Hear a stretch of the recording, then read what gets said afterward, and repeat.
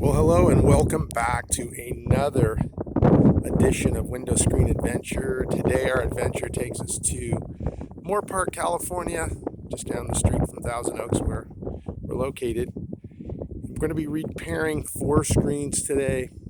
We've got one on the table, the first one we're going to work on, and I was going to show you basically what we deal with at most every job. And I've got the tools out. I've got a roll of screen mesh there. This is a commercial grade called Gauge 7.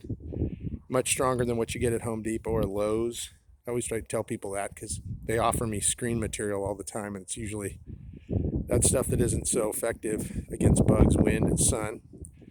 And of course, we got our knife to cut the excess, and that pointy tool is to get the spline out, and a spline roller, and those 2 clamps hold the frame down while we roll in the new screen. So yeah, we're going to get started. This is kind of a typical job for window screens. You know, there's holes in them. This one has sun damage. You can see the little hole right there.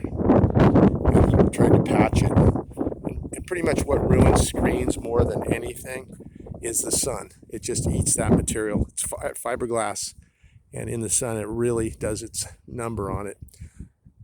Other way you can combat that, and a lot of people have gone this route, is we have a product called Solar Screen. I'm going to get into that later when we talk about different screen materials, but it's a darker material, heavier, still lets the air in, but it also blocks the sun, cuts about 80% of the UV rays.